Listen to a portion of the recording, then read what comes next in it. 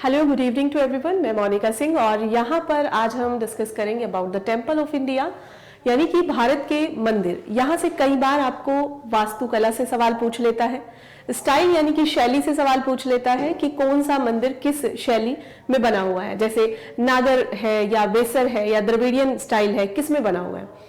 कई बार आपसे क्वेश्चन पूछता है स्टेट के रिलेटेड कि सोमनाथ मंदिर कहाँ पर स्थित है, ठीक है। कई बार आपसे पूछ लेता है कि किस डायनेस्टी में इस मंदिर का निर्माण हुआ, है ना। कई बार आपसे पूछ लेता है किस पर्टिकुलर किंग ने, राजा ने उस मंदिर को बनवाया था। तो ऐसे कई सारे सवाल आपसे हमेशा एग्जामिनेशन में पूछे जाते रहे हैं, चाहे एग्जाम आपका एसएससी का हो, एसएससी के थ्रू लिए जाने वाले एसएससी सीजीएल हो या सीएचएसएल हो, एमटीएस हो, सीपीओ हो या अन्य कोई एग्जाम हो स्टेट रिलेटेड, ठीक है। उन सभी में यहाँ से कई सारे क्वेश्चन हर बार आते हैं। इस टेम्पल वाली सीरीज को हम 2 क्लासेस के अंदर खत्म करेंगे और साथ ही साथ कुछ क्वेश्चंस जो प्रोबेबल क्वेश्चन होंगे या आए हुए क्वेश्चन होंगे उनको भी डील करेंगे। तो सबसे पहले हम जान लेते हैं लॉर्ड वेंकटेश्वरा टेम्पल। सबसे बेसिक क्वेश्चन क्या बनता है कि ये कहाँ पर स्थित है ना। तो वेंकटेश्वर जो मंदिर है वो आंध्र प्रदेश में मौजूद है। कहाँ पर है? आंध्र प्रदेश स्टेट के अंदर वो मौजूद है। तो सबसे बेसिक क्वेश्चन यही है, अगर आपका आता है कि लॉर्ड वेंकटेश्वर मंदिर निम्न में से किस राज्य में मौजूद है, आंध्र प्रदेश, गुजरात, तेलंगाना या फिर आपका महाराष्ट्र, तो सबसे बेसिक क्वेश्चन है, लगा के आना। यहां पर देख सकते हैं कि इसको, ये मंदिर कहां पर बना हुआ है, किस पहाड़ी के ऊपर बना हुआ है, तो तिरुमला हिल। और इसको जो फेमसली जाना जाता है वो तिरुपति, क्योंकि ये हिल का नाम है ना, इसी के ऊपर से इसे ओरिजिनेशन को माना गया और तिरुपति बालाजी टेम्पल के नाम से लॉर्ड वेंकटेश्वर जो मंदिर है वो पूरे भारत में, न केवल भारत में, भारत के बाहर विदेशों तक में इस मंदिर को तिरुपति बालाजी टेम्पल के रूप में जाना जाता है। साथ ही साथ यदि हम बात करें तो इस मंदिर को 7 पहाड़ियों वाले मंदिर के रूप में भी जाना जाता है। आप देख पा रहे होंगे पीछे पूरा का पूरा जो हिल वाला एक व्यू है वो आपको दिखाई दे रहा होगा। यहीं पर ये एक प्रकार से 7 पहाड़ियों का सम्मेलन होता है और इसी पर यह मंदिर मौजूद है, जैसे तिरुपति बालाजी टेम्पल या लॉर्ड वेंकटेश्वरा टेम्पल कहा जाता है, जो आंध्र प्रदेश के अंदर है। साथ ही साथ यदि यहां से क्वेश्चन आता है कि इसकी जो आर्किटेक्चर स्टाइल है वो किस शैली में बनी हुई है, जैसा मैंने अभी आपको बताया कि द्रविडियन या द्रविड़ शैली, इसमें यह मंदिर बना हुआ है। यहीं पर जब हम उत्तर भारत के कुछ मंदिरों की चर्चा करेंगे तो वहां पर हम नागर शैली को भी देखेंगे, यानी कि नागरा स्टाइल को वहां पर देखेंगे। ये किस में बना हुआ है, तो याद रखना है आपको, द्रविडियन स्टाइल में बना हुआ यह टेम्पल है। आप टेम्पल की खूबसूरती को देख सकते हैं, आर्किटेक्चर को देख सकते हैं, वास्तुकला को देख सकते हैं, कितनी मेहनत और कितना हार्डवर्क लगा होगा और जो इसका मटेरियल है वो अपने आप में एक अद्वितीय स्थान रखता है। तो ये मंदिर से सवाल रिलेटेड अगर आपको आता है तो यहीं से क्वेश्चन आएगा, आप इसको देख लीजिएगा। बड़ा ही प्रसिद्ध इंसिडेंट है भारत के अंदर सोमनाथ मंदिर का। सोमनाथ टेम्पल कहाँ पर है, तो गुजरात राज्य के अंदर है। और यदि हम बात करें तो इसको देवपाटन के नाम से भी जाना जाता है। किस नाम से? देवपाटन। ये सवाल भी आया है कई बार कि सोमनाथ मंदिर का दूसरा नाम क्या है, तो क्या नाम है? देवपाटन मंदिर। इसके अंदर गोल्ड का बहुत बड़ी मात्रा में काम हुआ है। हालांकि भारतीय मंदिरों में यदि प्राचीन काल से ही देखा जाए तो भारत को सोने की नगरी कहा जाता था और उस नगरी में जब हम अपने जो डेटाइज थे, जो हमारे देवी देवता थे, गॉड गॉडेस थे, उनके प्रति जब हमारे मन में श्रद्धा और विश्वास का भाव होता था तो हम सोने को अर्पण भी करते थे। और कई सारी ऐसी मूर्तियां भारत के अंदर पाई गई जो प्योर गोल्ड से बनी हुई होती थी। और ये एक आकर्षण का भी बिंदु रहा जब विदेशियों ने आकर के भारत पर हमला किया, और न केवल हमला किया बल्कि भारत को यहाँ से इसकी धन संपदा आदि को लूट करके, खास तौर पर जब हम कॉलोनियल पीरियड की बात करते हैं, औपनिवेशिक शासन की बात करते हैं, तो उनका मुख्य एक उद्देश्य, हालांकि आए ट्रेडर्स के रूप में थे, परंतु जब वो यहाँ पर आए, रहने लगे, बस गए, तो तब उन्होंने देखा कि यहाँ के लोगों को में कितना सीधापन है और कहीं ना कहीं एक दब्बूपन भी उन्होंने देखा और भारत की धन संपदा को वो भारत से बाहर ले जाने लगे। ठीक है, यहाँ पर आप देख सकते हैं ये 12 ज्योतिर्लिंग श्राइन जो है भारत के अंदर, उन 12 ज्योतिर्लिंग श्राइन में से एक यहाँ पर भी मौजूद है। दूसरी देख लेते हैं कि ये किस स्टाइल में, तो ये आप देखेंगे कि चालुक्यन जो स्टाइल है उसमें इसको कंस्ट्रक्ट करा गया। और एक बात, जब भारत आजाद होता है इन द ईयर 1947, तो भारत को एकीकरण के लिए, भारत के एकीकरण के लिए एक तरफ जहां सरदार वल्लभ भाई पटेल को जाना जाता है, यानी कि जब भारत आजाद हुआ तो भारत के सामने एक ये तो चुनौती थी ही कि भारत दो राष्ट्रों में बंट चुका था। एक तरफ जहां हिंदुस्तान यानी कि भारत, और दूसरी तरफ जहां पर इस्लामिक नेशन के रूप में पाकिस्तान, ये दो राष्ट्र जब बन गए, उसके बाद भारत के अंदर भी कई सारे स्टेजेस पर संघर्ष था, स्ट्रगल था। There are so many like province थे यहाँ पर, है ना, देसी रियासतें थी। तो उन देसी रियासतों ने भी कहीं ना कहीं इस चीज को एक्सेप्ट नहीं करा कि हम भारत का हिस्सा बने। ठीक है, शुरुआत की बात है। देयर वर 500 प्लस, है ना, 572 मानी जाती है रियासतें थी। तो उनके एकीकरण में सरदार वल्लभ भाई पटेल का बड़ा ही सहयोग रहा। और यदि हम इस मंदिर के रेफरेंस में जाने तो सोमनाथ टेम्पल को 1947 में इनके द्वारा मतलब रिकंस्ट्रक्ट कराने का आदेश दिया गया, और गुजरात में इस मंदिर को रिकंस्ट्रक्ट करा दिया गया 1951 में, क्योंकि बहुत सारे जो विदेशी हमलावर वगैरह थे उन्होंने इन तमाम मंदिरों को बुरी तरीके से लूटा था। आपने महमूद गजनवी का नाम तो सुना ही होगा, ठीक है। 17th टाइम आक्रमण किया भारत के ऊपर। इतनी अपार धन संपदा थी भारत के पास में कि उसको बारी बारी से अटैक कर करके लोग लूटे चले जा रहे थे, ठीक है। तो उनमें ये सोमनाथ मंदिर भी मौजूद है। जब 17 बार वो आक्रमण कर रहा है तो उनमें इस मंदिर पर भी अटैक किया जाना और यहाँ की धन संपदा, सोने चांदी को लूट करके ले जाना, ये भी उसमें शामिल है। तो कहीं ना कहीं उसको एक क्षति हुई थी इस मंदिर को, और 1947 में आजादी के तुरंत बाद सरदार वल्लभ भाई पटेल ने इसे रिकंस्ट्रक्ट कराने का आदेश दिया, जिसको पूरा बन करके जो आज हम वर्तमान रूप देखते हैं 1951 में ये बन करके तैयार हो जाता है, ठीक। नेक्स्ट चीज देखेंगे, इसमें से यही प्रोबेबल क्वेश्चन है कि इसको क्या किस नाम से जाना जाता है, यह किस राज्य में है ना, और दूसरी बात किस स्टाइल में कंस्ट्रक्ट हुआ है, ये सारी चीजें आ जाएंगी। नेक्स्ट आपका आ जाता है महाबोधि टेम्पल। महाबोधि टेम्पल जो है बिहार के अंदर मौजूद है ना। आपको भगवान बुद्ध से रिलेटेड यदि मैं आपसे इंसिडेंट पूछूं तो आपको पता ही होगा कि जब हम भगवान बुद्ध की बात करते हैं तो गौतम बुद्ध जब अपने घर को छोड़ करके बाहर जाते हैं, और किस लिए जाते हैं, तो फॉर इनलाइटमेंट या ज्ञान की प्राप्ति के लिए जाते हैं, क्योंकि उनके मन में हमेशा ये सवाल उठते थे कि दुनिया में इतना दुख क्यों है। हालांकि उनके पिताजी ने पूरी कोशिश करी थी कि गौतम बुद्ध को, यानी कि बुद्ध तो बाद में हुए जब उन्हें बोधि प्राप्त हो गई, गौतम को इनको क्यों इतना मतलब ऐसा रखा था कि कोई दुख नहीं दिखाया था। एक बड़े पुत्र थे, बड़े उनके राजशाही परिवार में पालन पोषण हुआ, तो हमेशा ये कोशिश करी गई कि दुखों से इनका पाला ना पड़े, परंतु फिर भी उनको एक जिज्ञासा रहती थी, हमेशा एक जिज्ञासा रहती थी जानने की, जिज्ञासा में, क्यूरियोसिटी में वो इधर उधर कभी गए होंगे तो उन्होंने किसी वृद्ध व्यक्ति को देखा, बूढ़े व्यक्ति को देखा जिसकी फेस पर इस तरीके से मतलब झुर्रियां पड़ चुकी थी, तो उन्हें देखकर उनके मन में एक ख्याल आया कि क्या एक दिन मैं भी ऐसा हो जाऊंगा, जो मेरी पत्नी है जिसे मैं बहुत प्यार करता हूँ, क्या वो भी ऐसी हो जाएगी। कि अपने बच्चे राहुल के बारे में इन्होंने सोचा। तो तमाम चीज़ों को सोचते हुए इन्होंने बाद में सोचा कि दुनिया में इतने दुख क्यों हैं।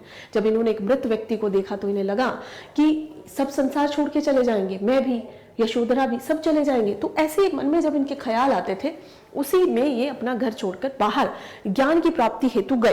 तो आपको पता होगा कि इतने वर्षों के एक संघर्ष से तमाम ऋषि मुनि इन्हें मिले, ज्ञानी व्यक्ति मिले, और इन्होंने स्वयं में भी इन्होंने ये देखा कि हमें सबसे पहले अपने अंदर झांकने की आवश्यकता है, ठीक है। अंदर यानी अपो दीप भवा, इनका कथन है कि हम अपना दीपक यानी मनुष्य अपना दीपक स्वयं बन सकता है।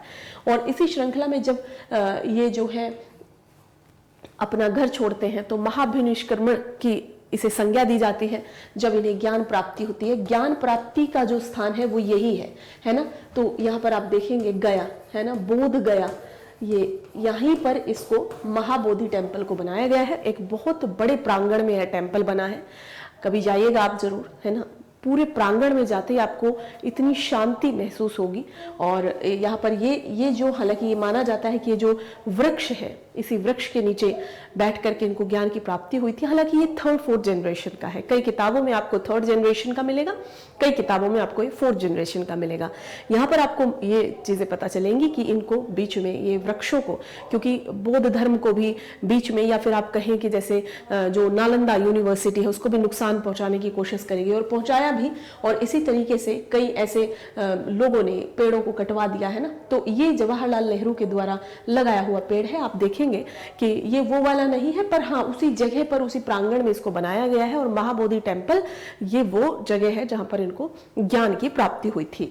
साथ ही साथ आप जब सारनाथ कभी जाएंगे तो सारनाथ में यदि आप जाते हैं तो वहां पर धमेक स्तूप लगा हुआ है। यहाँ पर जाने पर आपको पता चलेगा कि इन्होंने जब पहला प्रवचन दिया था महात्मा बुद्ध ने, तो वो यहाँ पर दिया था, ठीक है, सारनाथ के अंदर फर्स्ट सर्मन इनका हुआ था। और इनकी जो महापरिनिर्वाण यानी कि बौद्ध धर्म में मृत्यु को महापरिनिर्वाण नाम दिया गया है, वो हुई थी कुशीनगर में। इसे कई जगह पर आप कुशीनगर लिखा हुआ देखेंगे और कई जगह पर कुशी नारा के नाम से भी इसको जानेंगे। तो ये कुछ रिलेटेड प्लेसेस हैं, रिलेटेड साइट्स हैं जिनका आपको पता होना चाहिए, ठीक है। It is one of the oldest brick structure, यानी कि यदि हम बात करें इस मंदिर के अंदर तो बहुत ही पुराना एक स्ट्रक्चर है, संरचना है, जो कि ईंटों के द्वारा निर्मित किया गया है। साथ ही साथ central tower of temple is 54 metre, यानी कि यदि हम इस टावर की बात करें जो बीचों बीच टावर लगाया गया है, बहुत ऊंचा है और इसके ऊपर छत्रक भी लगाया गया था, ठीक है। और ये 54 मीटर ऊंचा एक लगाया गया है। और यदि हम बात करें तो इसको यूनाइटेड नेशन एजुकेशनल साइंटिफिक और कल्चरल ऑर्गेनाइजेशन यानी यूनेस्को के द्वारा अपनी साइट में हेरिटेज साइट के रूप में शामिल किया गया है। तो ये सारी चीजें हैं कहां से रिलेटेड है, तो महाबोधि टेम्पल से रिलेटेड है। नेक्स्ट यदि बात करें हम द्वारकाधीश टेम्पल, द्वारकाधीश टेम्पल भी आपका अभी जब साइक्लोन आया है बिपरजॉय, है ना, तो द्वारका की चर्चा हुई गुजरात के अंदर, तो ये सारी चीजें आपको रिलेट करके रखनी है। तो द्वारकाधीश मंदिर कहां पर है, गुजरात में है, सबसे बेसिक क्वेश्चन। यहीं पर आप देख सकते हैं इसको जगत मंदिर के रूप में भी जाना जाता है, यानी कि this is the another name of Dwarkadhish मंदिर। ये 4 हिंदू पिलग्रिमेज जो है हमारे, यानी कि 4 धामों की यात्रा करना हिंदू धर्म में बड़ा ही पुण्य का काम माना जाता है। यदि आपको क्वेश्चन आ जाता है कि निम्न में से कौन एक 4 धाम में शामिल नहीं है, तो आपको एटलीस्ट ये पता होना चाहिए कि 4 धामों का जो एक कॉन्सेप्ट था कि शंकराचार्य के द्वारा पूर्व पश्चिम उत्तर दक्षिण में 4 धामों को बनाया गया, जिसके अंदर आपका ये भी है ना, द्वारका भी है, ठीक है, बद्रीनाथ है उत्तर भारत में, ठीक है, आपका द्वारका है, पुरी है और रामेश्वरम है। ये 4 चीजें आपको याद रखनी है। क्या है, बद्रीनाथ है, द्वारका है, यही द्वारका है ये, ठीक है, और यहाँ पर पुरी है, ठीक है, और आपका आ जाता है रामेश्वरम। ये चारों चीजें आपको एटलीस्ट पता होना चाहिए। हिंदू धर्म के अंदर जब इन चारों धामों की यात्रा कोई व्यक्ति कर लेता है तो उसको माना जाता है कि उसने जीवन का मतलब सार्थकता को प्राप्त कर लिया, ठीक है। The original structure was destroyed by Mohammad बरगदा, ये नाम याद रखने। 1472 के अंदर यहाँ का जो ओरिजिनल स्ट्रक्चर था, as I already told you, कि जो विदेशी आए, जो आक्रमणकारी आए, उन्होंने भारतीय मंदिरों को बहुत बुरी मात्रा में क्षतिग्रस्त किया है कई बार। तो इसका जो ओरिजिनल स्ट्रक्चर था, जो वास्तविक स्ट्रक्चर को 1472 के अंदर मोहम्मद बरगदा ने इसको डिस्ट्रॉय कर दिया था। यदि बात करें हम जिसको प्रेजेंटली देखते हैं, इसको चालुक्य आर्किटेक्चर स्ट्रक्चर के आधार पर बनाया गया है, ठीक है। किस पर, तो चालुक्य, है ना, ये यहाँ पर शैली के अंदर तहत इसको बनाया गया है, ये चीज याद रखनी है। नेक्स्ट आ जाता है आपका अगले टेम्पल की तरफ। यदि हम मूव करते हैं तो काशी विश्वनाथ टेम्पल उत्तर भारत के जो उत्तर प्रदेश राज्य है वहां पर बनारस में यानी वाराणसी में बहुत ही प्रसिद्ध मंदिर है काशी विश्वनाथ का मंदिर। लोग जाते हैं, हजारों श्रद्धालु जाते हैं और अपनी जो उनकी मुरादें हैं उनको वहां पर लेकर के जाते हैं, आस्था और विश्वास के साथ लेकर जाते हैं। देख लेंगे यहीं पर कुतुबुद्दीन ऐबक के द्वारा जो हमारा ओरिजिनल विश्वनाथ टेम्पल था, मैंने अभी बताया आपको कि कई बार इस तरीके के स्ट्रक्चर को डिस्ट्रॉय करा गया है, परंतु बाद में जब हमने उनको रिकंस्ट्रक्ट करा तो उसको बेहतर शैली और बेहतर तरीके से बनाने का कोशिश किया है। तो ओरिजिनल विश्वनाथ टेम्पल जो हमारा था उसको डिस्ट्रॉय किसने करा था, इसकी आर्मी ने, किसकी, कुतुबुद्दीन ऐबक की। ये 1194 के अंदर इसको डिस्ट्रॉय कर दिया गया था। जब उसने कहा कि तो जो हमारे यहाँ पर कन्नौज के राजा थे, जब उनको हराया तो हराया एक तरफ राजा को कन्नौज के, और दूसरी तरफ जो काशी विश्वनाथ का बनारस के प्रांगण में मंदिर बना है उसको डिस्ट्रॉय भी कर दिया। साथ ही साथ यदि हम यहाँ पर देखें, ये बहुत ज्यादा चर्चा में आपका रहता है, ज्ञान वापी है ना, ये मस्जिद कई बार अभी आप सुप्रीम कोर्ट, हाई कोर्ट इन सबको देखते होंगे, ज्ञान वापी मस्जिद पर फैसला क्या आया है। तो इसी को है कि इसके अंदर एक स्मॉल वेल है जो टेम्पल का, तो उसको जनान वापी या फिर ज्ञान वापी के नाम से जाना गया। अब यहाँ पर देख लेते हैं 1669 में जो औरंगजेब थे उसने डिस्ट्रॉय करके इस मंदिर को, मतलब उस पार्ट को, वहां पर ज्ञान व्यापी मौसिक यानी कि उस मस्जिद को निर्माण करवाया था। यदि हम बात करें किसने करवाया था, तो औरंगजेब का नाम आपको याद रखना है। और 1780 के अंदर जो मल्हार राव की डॉटर इन लॉ थी अहिल्याबाई होलकर, आपको पता होगा अहिल्याबाई होलकर, जो आप इतिहास के अंदर पढ़ेंगे तो इनके द्वारा यहाँ पर कंस्ट्रक्ट कराया गया जो ये प्रेजेंट टेम्पल है, कहां पर, एडजेसेंट टू द मॉस्क में, है ना। और यहीं पर आप देख सकते हैं कि ये भी 12 ज्योतिर्लिंगों में से एक लिंग को यहाँ पर भी स्थापित कराया गया। कहां पर, ये आपका आ जाता है काशी विश्वनाथ मंदिर जो कि बनारस के अंदर है उसमें, ठीक है। ये सारी चीजें हो गई, ये भी यहाँ पर भी जाना लोगों के लिए एक बड़े ही उत्साह का विषय होता है। नेक्स्ट हम देख लेंगे नटराजा टेम्पल। नटराज टेम्पल कहां पर है, तो ये तमिलनाडु के अंदर है।